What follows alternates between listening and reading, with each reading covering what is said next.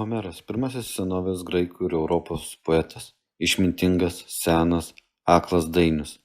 Tokį jo paveikslą buvo susikūrę antikos žmonės ir perdavė jį vėlesniems kartoms. Homeras sukūrė du epus – Iliadą ir Odisėją, kurie yra svarbūs senovės graikų mitologijos šaltiniai. Šiame pasakojime mes skirsime didesnį dėmesį jo poemai Odisėjas. Antroji dalis Homero Odisėjos pasakoja apie vieną iš šių herojų Odisėją, kuris kovėsi Achajų pusėje. Po to, kai Troja buvo užkariauta, jis pradėjo kelionę namo. Šią poemą sudaro 24 knygos, kuriuose aprašoma daugybė nuotykių apie Odisėją. Skaitant poemą galima sužinoti daug liudijimų ir faktų apie gyvenimą senovės Graikijoje. Apie tai, kokią galią turėjo senovės Graikijos valdovai, kaip jie buvo renkami, ką mokėjo gaminti graikų amatininkai, ką dirbo vergai, kaip buvo įrengti graikų namai, kuo maitinasi ir kaip auklėja savo vaikus. Odisėjas graikų mitologija Laerto ir Antiklėjos sūnus, Itakija ir aplinkinėse salose gyvenusi Kefalėnų karalius, Penelopės vyras, Telemachtų tėvas. Jis pasižymėjo aštriu protu, gudrumu, išradingumu ir drąsa. Būtent jis sugalvojo gerai žinomą gudrybę su Trojos arkliu, kuri pradėjo Achajams užimti Troją. Odisėjas vengė vykti į Trojos karą, norėjo leisti laiką su žmona Penelopė ir mažu sūnumi Telemachtu. Kai pas jį atvyko pasiuntiniai į Itaką kviesti į karą, valdovas bandė juos pergudrauti. Jis apsimetė bepročiu. Pakinkęs jaučius, pradėjo arti žemę ir sėti ją druska. Bet vienas iš pasiuntinių suprato jo gudrybę ir paguldė priešais plūgą Odisėjo sūnų. Tad Odisėjas buvo priverstas atskleisti savo apgaulę. Išvykus į karą jis 10 metų svajojo grįžti namo ir ta kelionė namo išsitęsė į dar 10 ilgų grįžimo metų. Grįžinėjant namo iš Trojos Odisėjas sutiko begalę mistinių būtybių. Neteko visų savo palydovų ir daugelį metų praleido jūrų salų valdovų nelaisvėje.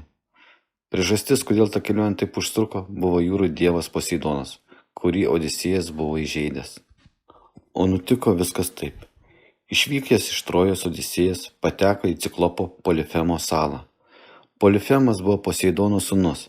Jis buvo milžinas su viena akimi vidury kaktos.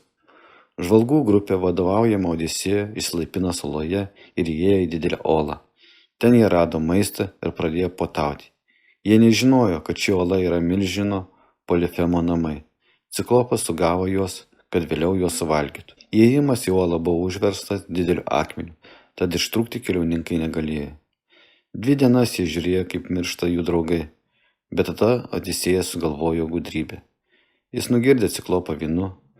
Kai jis apgirto, kartu su savo draugais išdūrė jo vienintelį akį nusmailintų kuolų. Nematydamas Ciklopas negalėjo pagauti savo kalinių. Jie pasikovojo tarp avių, kurios Ciklopas laikė oloje, ir ryte tyliai išsliūkino lauk. Tačiau Ciklopas pasiguodė savo tėvui Poseidonui. Poseidonas atkeršijo skriaudikui, neleisdamas 10 metų grįžti namo. Laivais palikę Ciklopo salą išlipo kitoje saloje, kur gyveno kanibalai milžinai. Milžinai akmenimis nuskandino beveik visus Achajų laivus, o keliautojus suvalgė.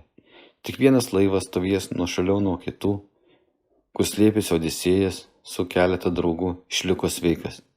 Tik jiems pavyko išsigelbėti iš šios baisios salos.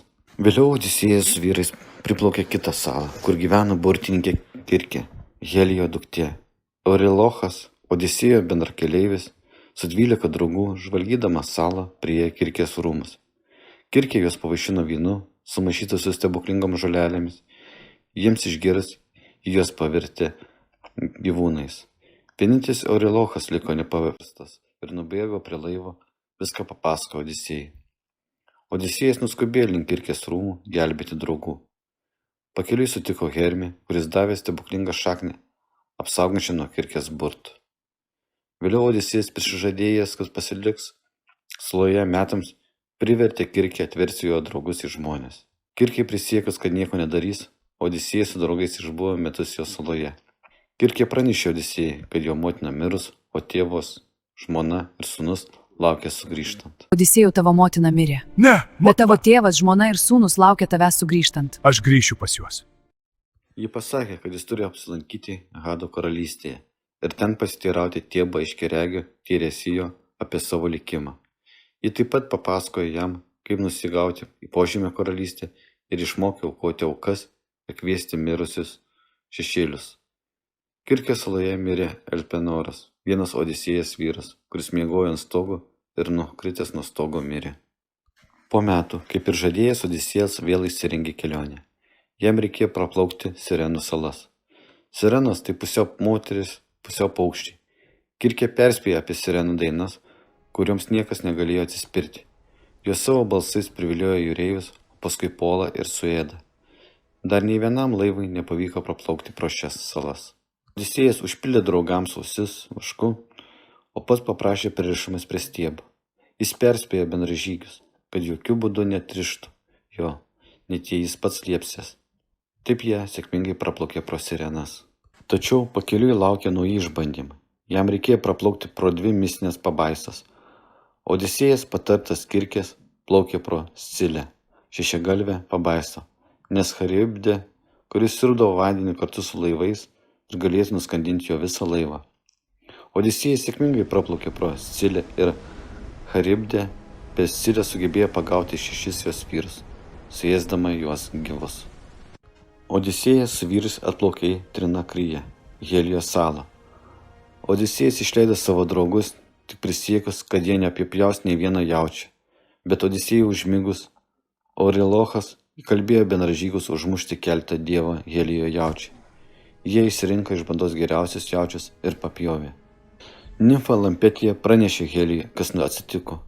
Užsirūstino saulės dievas, pasiskundė dievams, kad Odisėjo bendražygiai įžeidė jį ir ėmė grasinti visiems laikams nusileisęs Hado karalystėn ir niekada daugiau nešviesti dievams ir žmonėms. Dzeusas nutarė žaibu sunaikinti laivą ir pražudyti visus Odisėjo bendražygius. Sudužus laivui išsigelbėjo vienintelis Odisėjas, plaukiojo, kol pateko į nimfos Kalipsos salą Ogigiją. Gražioji nimfa nepaleido Odisėjų 7 metus.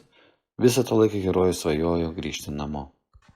Dievai, kurie stebėjo Odisėjo kelionę namo, pagailėjo jo. Jo globėja Atėnė įsikišo ir paprašė Dzeuso įsakyti Kalipsei paleisti Odisėją. Dzeusas nusiuntė Hermį ir šis sutiko. Kalipsė žadėjo Odisėjui nemirtingumą, jei šis pasiliks. Odisėjas išvyko, kadangi mylėjo savo žmoną Penelopę. Kalipsė mirė iš nevilties. Tačiau dievas Poseidonas sudaužė Odisėjo plaustą. 2 dienas Odisėjas plūduriavo įsikibęs į nuolaužas, kol pasiekė Scherijos salos pakrantę, kur gyveno taiki jūreivių Fajakų tauta. Pasiekęs krantą užsnūdo, o prabudęs pamatė pasakišką grožio merginą Nausikają. Ji buvo valdovo duktė. Nausikaja jam padėjo patekti Alkinojo rūmus. Ten jis dalyvavo puotoje, kur dainius Demodokas uždainavo apie Trojos karą. Odisėjas papasakoja, kas esąs ir visą savo kelionę. Fajakai Odisėjui surinko daug dovanų ir greitų laivų nuplukdė į tėvynę. Grįžęs namo Odisėjas, padedamas Atėnės, apsimetė Elgetą ir pasiprašo prieglobsčio pas savo ištikimą tarną Omają. Vėliau nuvyksta į savo namus, kur pamato nederamą jaunikių, kurie siekė Penelopės rankos elgesį. Jie bandė ją įtikinti, kad Odisėjas miręs ir jie turi tapti viena iš jų žmona. Kiekvienas iš jaunikių norėjo tapti naujų Itakos valdovų. Jie kėlė puotas Odisėjo rūmuose ir elgėsi kaip norėjo. Penelopė pasakė, kad ištekės už to, kas laimės šaudymą iš lanko varžybas. Lanku, kuris priklausė Odisėjui. Ji vylėsi, kad niekas nesugebės net ištempti lanko. Kai prasidėjo varžybos, Odisėjas paprašė duoti lanką ir jam. Sunku apibūdinti jaunikių nuostabą, kai vargšas senis be vargo įtempė lanką ir praskrodė visus 12 kirvio kotų įkastus į žemę. Tada jis nusimetė skarmalas ir visi atpažino Itakos valdovą. Išsigandę jaunikiai bandė bėgti, bet buvo jau per vėlu. Odisėjas su sūnumi Telemachu susidorojo su jais, atkeršydami už padarytas skriaudas. Vėliau Odisėjas susitiko su tėvu. Tėvas, norėdamas įsitikinti, kad tai jo sūnus, surengė išbandymą. Odisėjas išlaikė išbandymą ir buvo pripažintas savo tėvu. Tuo tarpu jaunikiai buvo iš įtakingų šeimų, todėl už jų nužudymą artimieji nusprendė atkeršyti. Odisėjui reikėjo įdėti daug pastangų, kad Itakoje įsivyrautų taika. Remdamiesi Homero poema Odisėjas, daugelis menininkų, dailininkai, skulptoriai sukūrė savo meno šedevrus. Juos ir dabar galima pamatyti daugelį meno galerijų. Odisėjos žmonos Penelopės meilė vyrui tapo meilės ir atsidavimo simboliu.